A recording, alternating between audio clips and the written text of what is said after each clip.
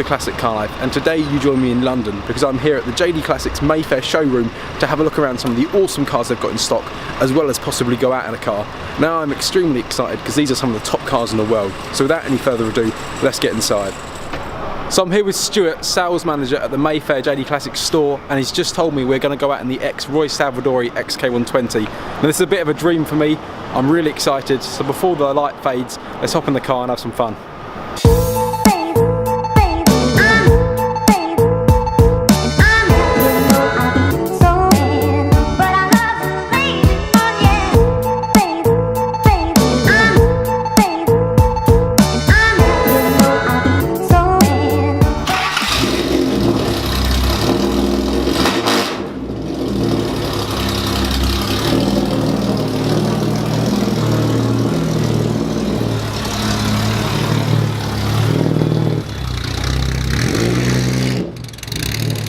Right, so we've just set off from the Mayfair showroom and I'm with Stuart, and this car is so loud already. We're stuck in traffic, pretty typical of London, but tell us a little bit about this car whilst we're here. It's a Roy Salvadori car. He started off pre-war racing, which he stopped a bit during the war, but then when he started again, he made a bit of a name for himself, then suffered quite a serious crash, fracturing his skull after hitting a marker drum. Yep. Once he recovered the following year, he bought HPC to start off his career again. Got a few good results. He came third in his first outing after a Duncan Hamilton car and a Jim Swift car, which we've both owned and sold. What sort of horsepower has a car like this got? Around 300 brake horsepower. Straight for exhaust, hence it's a little bit loud. As you can hear. So we've got a straight six engine, 3.4 litre, is this one? 3.4 this one, yeah. Yep.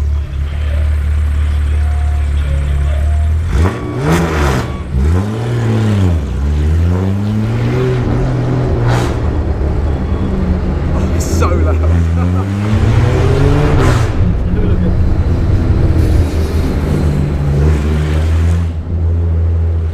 So obviously at JD you're lucky enough to drive some amazing cars. Yes. So how does this stack up to the Ferraris and obviously the other Jaguars that you're lucky enough to drive?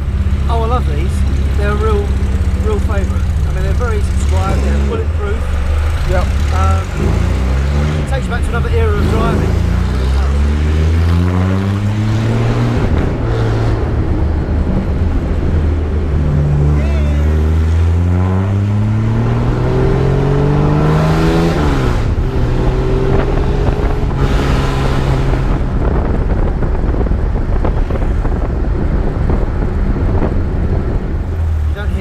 When you're driving along. No, I hope you guys can hear us through the GoPro because it is so loud. Now just so you guys know, Stuart's a bit of a madman. It must be 2, 3, 4 degrees out here, and Stuart invited me down in the only car he's got in the showroom that hasn't got a roof. Hey, the sun's out. Yeah, we did get nice weather, it is dry.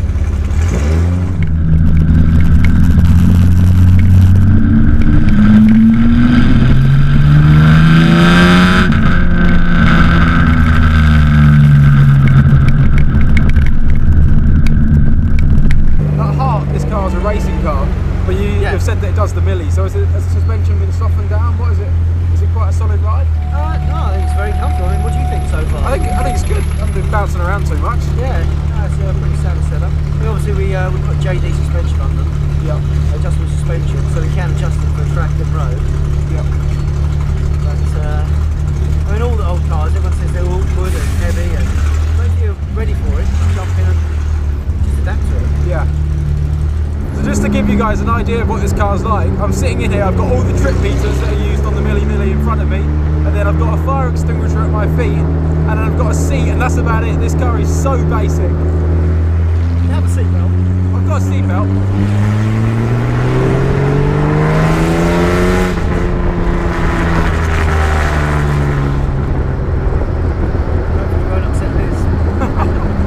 We're just going past Buckingham Palace now.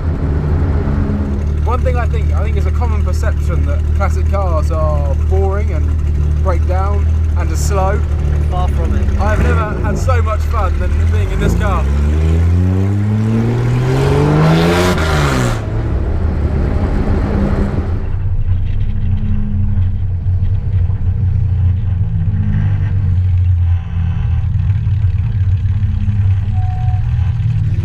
Right, so guys, I've just pulled up in London and this car is extreme. This is a dream come true. This car is so amazing and it is so loud. So I hope you can hear me and Stuart's conversation because I'm trying to capture as much as I can of this awesome experience.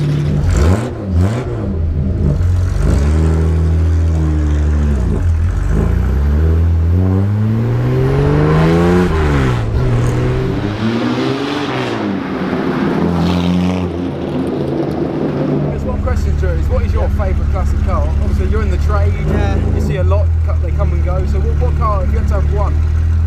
I really like Porsche 356 Speedsters. Yep. And I haven't driven one, I've been here about a year and a half. I've driven Lamborghini Miuras, I've driven Ferrari Lussos, you name it, I've driven it, but not a 356 Speedster. Yeah. Until a customer had one delivered to Mayfair for us, so I warmed it up for him, took it around the block a few times, more than a few times, which he was quite happy with. And yes, I finally got to drive one.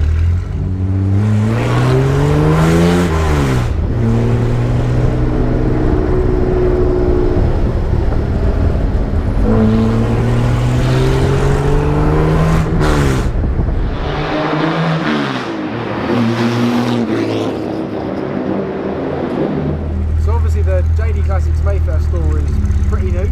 No, it's 2 years this month. 2 years this month? Yeah. Is it all going well? Yeah, I mean it's been phenomenal. How many cars do you have in the show up there? We have around 10. 10 cars. Yeah, 10 to 11 cars. But you could be looking at a combined value of 15 million. 15 million pounds. Yeah, Sorry. it fluctuates, but... And I don't like talking about the figure, but I guess people would like to know, the Roy Salvadori XK120 we're in now, what sort of value is a car like this? 1.35 million. So we're sitting in a 1.35 million pound car in London traffic. You just worried me now. I also notice it brings a smile to people's faces. Oh yeah. People just seem to smile when they see it. It's either that or they're laughing at your hat. Yeah, it could be. Yeah.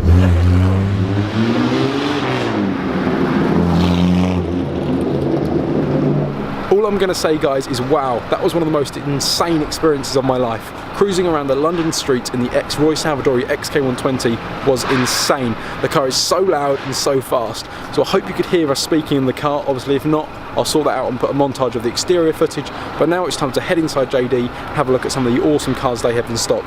So we're in the JD Classics showroom now, and Stuart's going to tell us a little bit about this amazing Gullwing he's got behind him.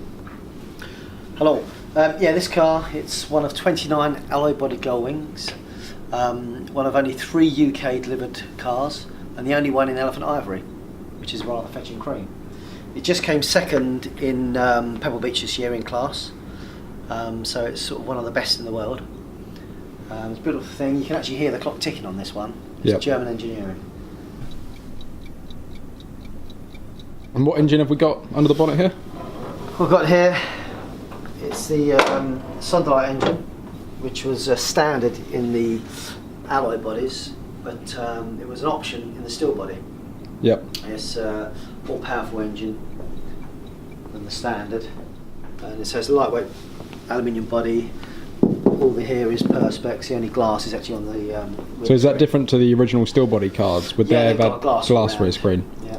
Although they've got the Rudge alloys, which are actually heavier than the standard wheel, so I don't know what happened there. But all in all, it's a quicker and lighter car. That's Ferrari 275 GTB4. Stunning car. There's not a bad angle on this car. They made about 350 in various versions. They made a short nose version, alloy bodied race versions. We sold a few of these. They're a great driving car. Yep. 2 litre V12. Show you the engine on these. It's a beautiful thing. This one's complete concourse condition car. It's won a few trophies, this one. Yep. In America. So lots of the cars here at JD are to a concourse standard. A lot of them are, yeah. Yeah, some are just, you know, in good condition. Others are absolutely concourse. But obviously if you wanted to drive this car, it is perfectly drivable for the road. Yeah, it's a very good driving car. And obviously JD do lots of modern updates on cars. Has this car received any modern upgrades? Yeah, well, this one hasn't, but I sold one last year and it was an elderly gentleman buying it, so we added electronic power steering. Yep. Because they're quite heavy at slow speeds. It just assists the car at slow speeds, but doesn't sort of interfere with the actual driving experience. Strangely enough, as beautiful as this car looks, when it was launched, they thought it looked a bit old-fashioned. So they rushed through the production of the Daytona, which is a completely different looking car, very angular. And so between this car, which is a 67 car, and the Daytona when it came out in 69, there's only 2 years difference. But it looks like there should be about 2 decades difference between them. But say this is old-fashioned, so they raced through the Daytona. So I'm here with Dylan, and he's going to tell us a little bit about this amazing Aston Martin DB5 he's got next to him. Thank you, Will. Well, what you see here is probably one of the best DB5s in existence today. It has been completely restored by some of the top Aston Martin people in the business. Had the body removed from the chassis and totally gone through. So all the cosmetic aspects of the car that you can see, and even the bits you can't see, have had a huge restoration. So the car is really as new. All the engine has been totally rebuilt, the gearbox, the axles, all the mechanicals. So this is, by all accounts, as near to a new DB5 as you could get.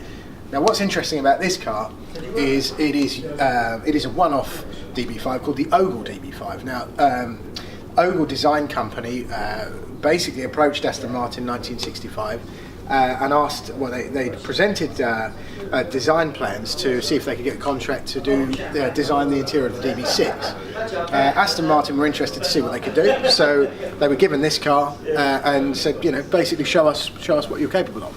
And as you can see, if you want to come and have a look round, the dashboard, the seats, the door cards, the centre console, all the interior on this car is completely unique, and this was in fact the only DB5 that ever had that. Interestingly, some people may recognise the shape of the seats, or the stitching on the seats was the one feature that Aston used in the DB6 interior that went into production. So from a provenance point of view, I mean, this car has a unique history in that respect.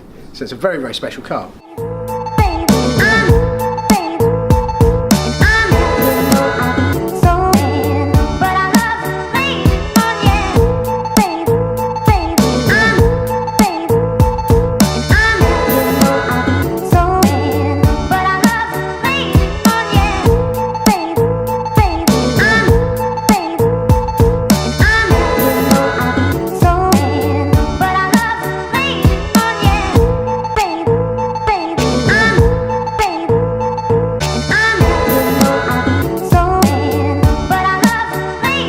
Sadly, my time here at JD Classics has come to an end, but I've had an amazing experience. Going out in the Roy Salvadori XK120 was something I will never forget, and having a look around the amazing cars JD have in stock was also breathtaking. I hope to do some work with these guys again soon, but as always, like and subscribe, and I'll see you guys all soon.